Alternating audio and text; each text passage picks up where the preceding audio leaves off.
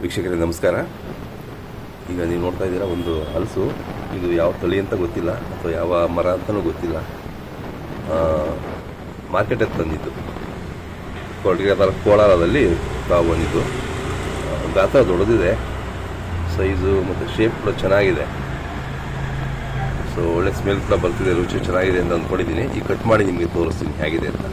ನಾನು ಕೂಡ ನೋಡಿಲ್ಲ ಈ ಮರದಲ್ಲಿ, ಮೊದಲನೇ ಸರಿ ನೋಡಲಿಕ್ಕೆ ಇಷ್ಟ ಆಯಿತು, ತೊಗೊಂಡು ಬಂದಿದ್ದೀನಿ.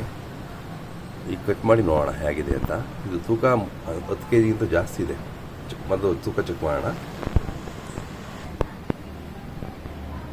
ಇದು ತೂಕ ನೋಡಿ 12.5 kg ಇದೆ.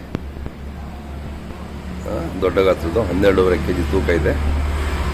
ಇದು ಕಟ್ ಮಾಡಿಬಿಟ್ಟು ಅದರ ಗುಣ ಹೇಗಿದೆ, ರುಚಿಯಾಗಿದೆ ಅಂತ ನೋಡೋಣ ಬನ್ನಿ.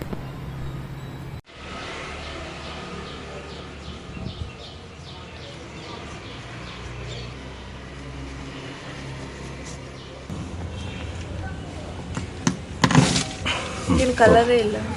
ತೋರಿಸು, ಕ್ಲೋಸಲ್ಲಿ ನೋಡಿ ವೀಕ್ಷಕರೇ. ಇದು ಯೆಲ್ಲೋ ಕಲರು, ಡಾರ್ಕ್ ಯೆಲ್ಲೋ ಅಲ್ಲ, ಲೈಟ್ ಯೆಲ್ಲೋ ಕಲರು. ತೊಳೆಗಳು ದಪ್ಪ ಇದೆ, ಹಾಗೆ ಥಿಕ್ನೆಸ್ ಕೂಡ ಇದೆ. ಸ್ವಲ್ಪ ಅಂಟು ಜಾಸ್ತಿ ಇದೆ. ಸೊ ಅಂಟು ಕ್ಲಿಯರ್ ಮಾಡೋಣ.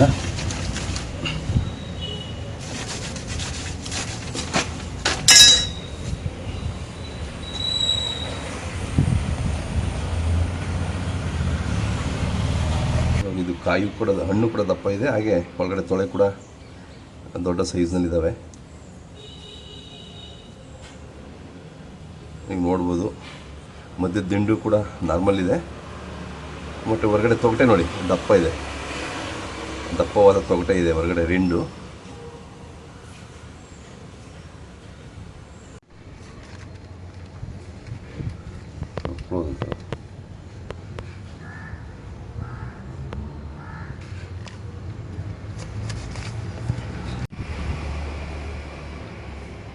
ತೊಳೆಗಳು ಕೂಡ ಎಲ್ಲ ಒತ್ತೊತ್ತಾಗಿ ಇದ್ದಾವೆ.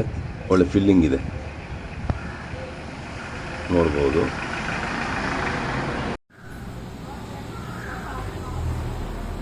ವೀಕ್ಷಕರೇ, ಹಣ್ಣು ಪೂರ್ತಿ ಕಟ್ ಮಾಡಲಿಲ್ಲ, ಒಂದು ಕಾಲು ಭಾಗ ಮಾತ್ರ ಕಟ್ ಮಾಡಿದೆ. ಕಾಲು ಭಾಗಕ್ಕೆ ನೋಡಿ ಇಷ್ಟು ತೊಳೆಗಳಿದೆ. ಈ ಹಣ್ಣು ಒಂದು ಮನೆಯಲ್ಲಿ ಒಂದು ಫ್ಯಾಮಿಲಿ ತಿನ್ನಲಿಕ್ಕೆ ಆಗೋದಿಲ್ಲ. ಸೊ 4-5 ಫ್ಯಾಮಿಲಿ ತಿನ್ನೋವಂಥ ಹಣ್ಣಿದು. ಸೊ ಹಾಗಾಗಿ ಸ್ವಲ್ಪ ಕಟ್ ಮಾಡ್ಕೊಂಡಿದ್ವಿ, ಉಳಿದಿದ್ದು ಅಕ್ಕಪಕ್ಕದ ಮನೆಗೆಲ್ಲ ಕೊಡ್ತಾ ಇದ್ದೀವಿ. ನೋಡಿ, ನೀವು ನೋಡ್ಬೋದು ಇಲ್ಲಿ ಕಲರ್ ಏನು ಅಷ್ಟಿದೆ, ವೈಟಿಶ್ ಯೆಲ್ಲೋಯಿಶ್ ವೈಟ್ ಅಂತ ಹೇಳ್ತೀವಿ, ಆ ಥರ ಇದೆ. ಬಟ್ ರುಚಿ ಚೆನ್ನಾಗಿದೆ, ಪರವಾಗಿಲ್ಲ, ತಿನ್ನಲಿಕ್ಕೆ ರುಚಿಯಾಗಿದೆ. ತೊಳೆಯ ಥಿಕ್ನೆಸ್ ಕೂಡ ನೋಡಿ ದಪ್ಪ ಇದೆ, ಕ್ರಿಸ್ಪಿಯಾಗಿದೆ ತಿನ್ನಲಿಕ್ಕೆ. ನೀರಿಲ್ಲ, ಕ್ರಿಸ್ಪಿಯಾಗಿದೆ, ಪರವಾಗಿಲ್ಲ. ಒಂದು 150 ರೂಪಾಯಿ ತೊಗೊಂಡಿದ್ರು, ಪರವಾಗಿಲ್ಲ. ಒಂದು 4-5 ಫ್ಯಾಮಿಲಿ ತಿನ್ಬೋದು. Thank you.